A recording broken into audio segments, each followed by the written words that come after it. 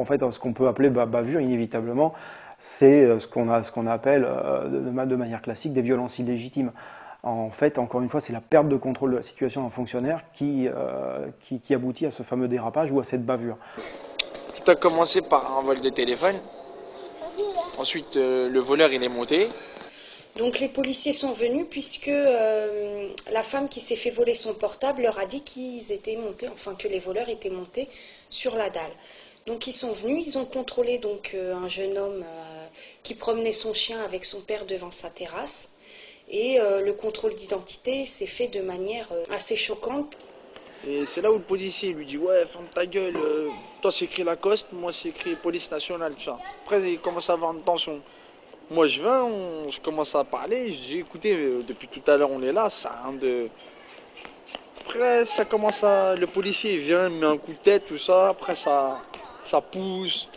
Après, il commence à s'énerver. Et la policière, elle appelle les renforts. Elle dit ouais, commence à dire ouais, émeute, tout ça, bataille générale, tout ça. Et c'est à partir de ce moment-là qu'il y a des adultes aussi qui sont descendus de chez eux pour dire que c'était pas comme ça que ça se passait un contrôle d'identité et qu'il fallait un petit peu apaiser les choses au lieu d'envenimer la situation. On était très choqués parce qu'on était vraiment descendus pour calmer les choses, parce qu'on se connaît bien ici et que justement on pense que c'est important qu'il y ait des adultes qui viennent quoi, dans la cour quand il y a des problèmes, soit entre les gamins, soit les gamins avec des adultes. Et la policière, elle appelle les renforts, elle dit ouais, commence à dire ouais, émeute, tout ça, bataille générale, tout ça. Donc 4 ou 5 minutes après, les renforts sont arrivés. Donc ils ont encerclé tous les habitants, tous ceux qui étaient sur la dalle. Donc ils ont dit qu'il fallait que personne ne bouge et donc c'est à partir de ce moment-là qu'ils ont gazé. Les policiers ils nous ont dit ouais, personne ne bouge. Moi j'avais rien compris. Après je vois le policier il me tire vers moi. Et ma mère qui me tenait, et voilà. Après ils m'ont balayé par terre, on s'est retrouvés par terre. Après ça a mis un coup de lacrymogène. Donc voilà quoi, il y avait des femmes. J'avais une de mes sœurs qui était enceinte de 7 mois. Aujourd'hui, les dérapages qui existent entre les jeunes et les forces de l'ordre sont directement liés à la politique qui est menée en termes de sécurité par l'État français, par le gouvernement français.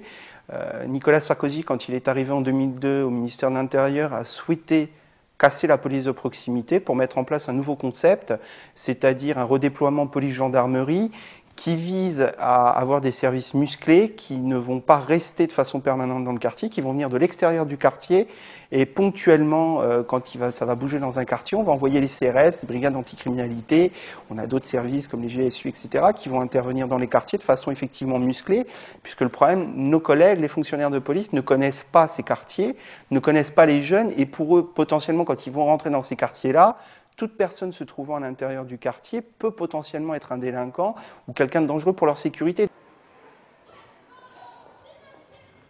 Les bavures ne se passent pas qu'en banlieue. Paris aussi subit des dérapages. Une affaire banale entre jeunes, rien de grave. Et donc, tout se passait bien, la rue était déserte. J'étais chez moi et j'ai entendu les cris d'une femme qui criait.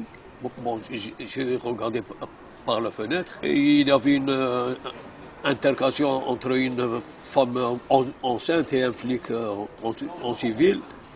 Soudain, il a sorti son bâton et il a tapé la dame au ventre.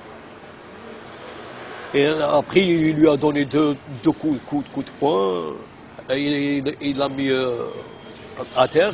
Et c'est à ce moment précis, son frère qui venait pour rentrer chez lui. Et il a vu juste le flic taper sa soeur. On fait de la radio et vu que j'arrive dans la rue ici, je vois que j'ai de l'agitation en bas de chez moi. Donc je me rapproche au début, je sais pas qui c'est. Dès que je me rapproche, je vois qu'en vrai, il y a mon petit frère et l'ami de mon petit frère qui sont menottés déjà au sol par des policiers, et il y a ma soeur qui est enceinte de 7 mois, qui est là, elle cherche à savoir qu'est-ce qui se passe. Les policiers ne lui répondent pas, et bon, il a gigoté un peu, mais j'arrive, je reste calme. Je lui explique seulement que, je lui demande seulement au policier, explique-moi ce qui s'est passé, je dis à ma soeur de se calmer, je demande qu'est-ce qui s'est passé. Il sort sa bombe lacrymogène, Il me met face à moi, je dis non, il n'y a pas de problème, je veux juste savoir ce qui se passe. J'étais venu tout seul. Il me met mon lacrymogène sur moi, sur ma soeur, sur tout le monde. Après, maintenant, le temps que je recule, un collègue à lui vient, il me met des coups de matraque. Le temps que j'enlève mon t-shirt parce qu'il était prêt pour ma lacrymogène, ce qui se passe, que je vois que l'un des policiers, il a mis un coup de poing à ma soeur dans la bouche et un coup de matraque en dessous du ventre, alors qu'elle était enceinte de 7 mois.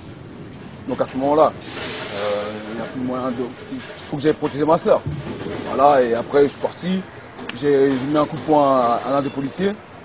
Et le temps que j'aime pas, j'ai pas vu venir, après ils sont tombés dessus, coup de matraque télescopique, coup de pied dans la bouche, et tout ce qui suit. Ils l'ont mis par terre et croyez-moi, c'était pas facile à voir, quoi. Là, c'est la même chose pour les fonctionnaires de police. On n'est absolument pas formé ni suffisamment aguerri pour arriver justement garder le contrôle d'une situation. C'est toujours par partir du principe qu'il faut apprécier la graduation de l'intervention policière. Encore une fois, il y a beaucoup de choses qui suffiraient de laisser passer, en quelque sorte, une réaction un petit peu impulsive du jeune.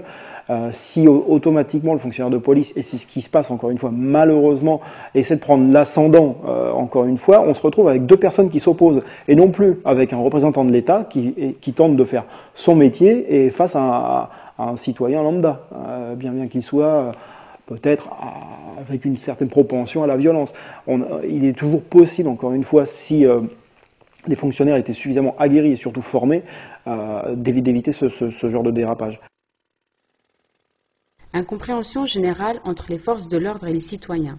Mais ce qui est sûr, les bavures policières ont coûté 6 millions d'euros à l'État en 2005. À qui la faute ?